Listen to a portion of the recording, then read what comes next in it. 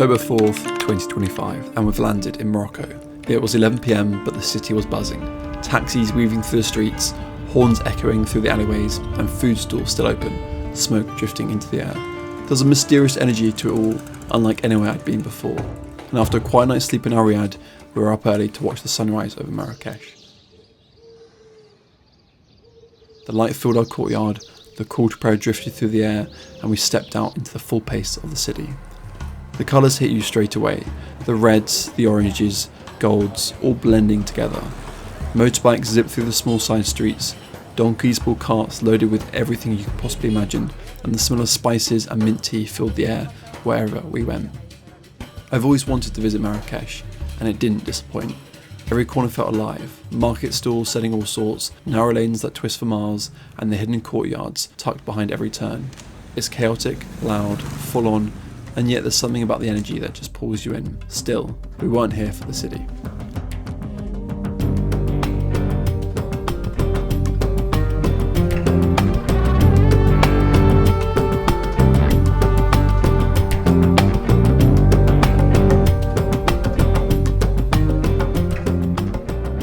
We were here to climb Mount Toubkal, North Africa's highest mountain, 4,167 metres to be exact. A climb that would take us through valleys, across rocky trails and up into thin air. It's one of those peaks I've always had on my list, but first we need to get to the small town of Imlil, about an hour's drive from Marrakech. As we left the city behind, the noise slowly faded. The roads wound their way through olive groves, small towns with the Atlas Mountains growing larger in the distance. The air felt fresher, quieter and calmer. And this is where we met Hassan, our mountain guide. Hassan grew up in these mountains. He's been guiding climbers up Toubkal for the last year, and over the next 2 days he'll be guiding us. As soon as we arrived, we were on the move, packs on and straight onto the trail. Today we were heading up to the refuge at just over 3,200 metres. The climb started gradually, dusty paths, long switchbacks and a steady incline that made sure you felt every single step. We passed small waterfalls, goats grazing on the hillsides and endless trains of mules carrying supplies to the huts above. It's incredible how much they can carry. Bags, foods, even gas bottles, all balanced perfectly as they make their way up the narrow trail. Just a few hundred metres into the walk we reached a small police checkpoint. Every climber heading up Mount Toubkal needs to have an official guide, and this is where they check.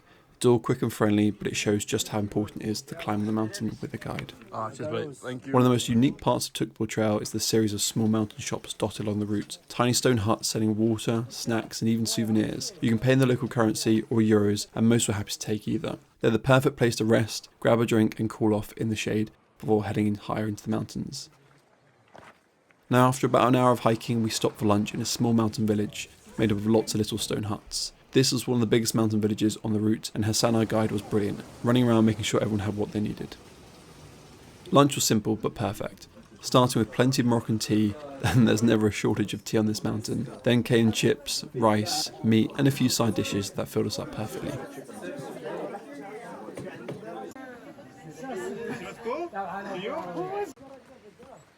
After a decent lunch, the trail started to climb more steeply, winding through rocky switchbacks, narrow paths as the air grew thinner and the song stronger, and every turn revealed just another stretch of the valley below.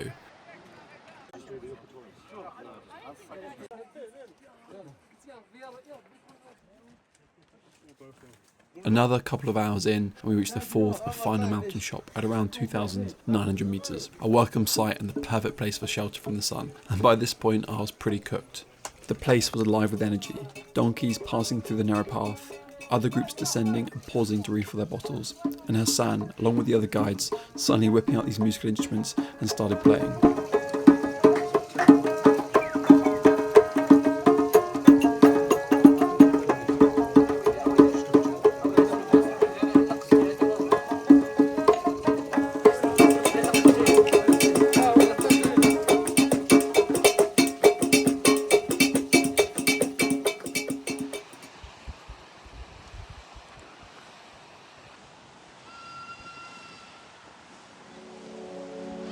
But the break was short-lived, and soon we were back on the trail, another 300 or 400 metres of climbing to go before finally reaching the refuge.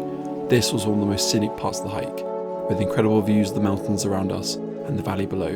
By late afternoon we could finally see it in the distance, our refuge for the evening and our base camp ahead of the summit.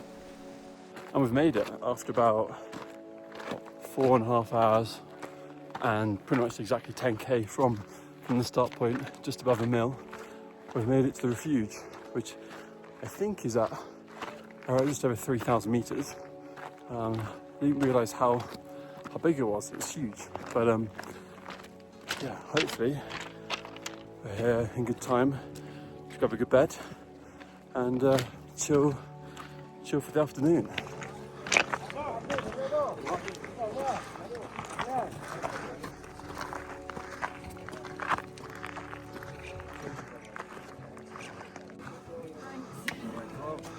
Oh, cheers, buddy. Thank you.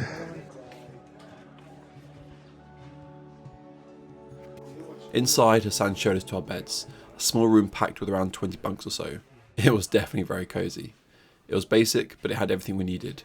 Shelves, bunks, loos, hot showers, running water, pretty much everything we needed on the mountain. We spent the afternoon resting, eating popcorn and watching as the clouds began to roll in to the valley below. As the sun set, the buzz of camp slowly died down and hikers started to head inside for dinner. On the menu that night, a traditional Moroccan meal and of course plenty of Moroccan tea.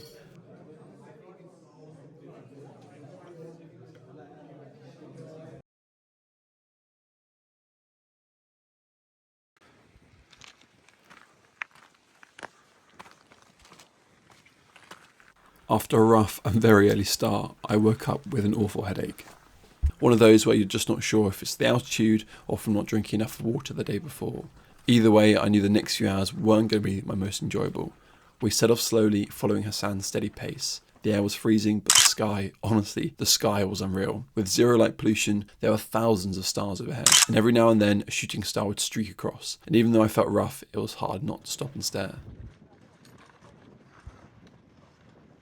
It actually reminded me a lot of Kilimanjaro. The same stillness, the same quiet, and everyone focused, just the sound of boots crunching on the frozen ground. As the sky started to brighten, we reached the final ridge.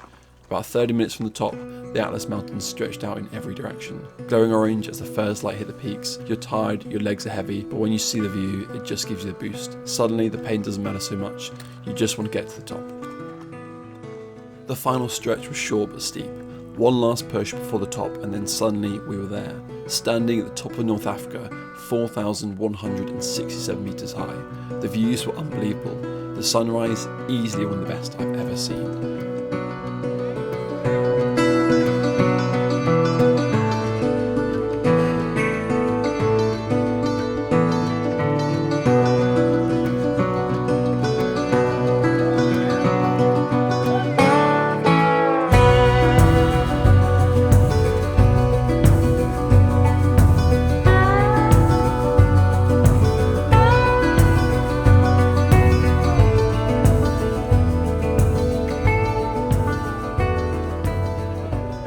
The summit was buzzing, groups from all over the world taking photos, celebrating, chatting, or just sitting quietly, taking it all in. Everyone sharing the same feeling of achievement. Unfortunately for me, I wasn't feeling that great at the top. Whether it was the altitude sickness or dehydration from the heat the day before, I had a pounding headache and felt pretty rough. Strange really, because I'd summited Kilimanjaro 1,000 meters higher earlier this year with no problems at all. Still, it didn't take away from the moment we'd made it, the highest point in North Africa, a real sense of satisfaction after a tough climb.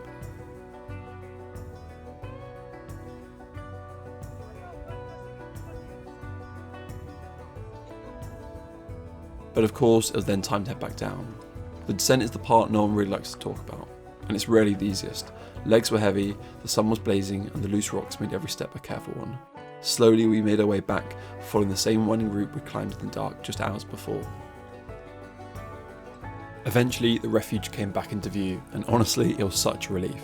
You know that feeling when you've been walking for hours, legs burning, sun beating down, and you finally see the finish line? This was it. And after about just over 6 hours of hiking, we've made it back to the refuge at 3,000 meters, which is a pretty welcome sight, I'm not gonna lie. Because the altitude sickness has definitely caught me out this time. Unlike Kilimanjaro, where altitude sickness was, well, it was alright to be fair. This one has been a challenge for sure.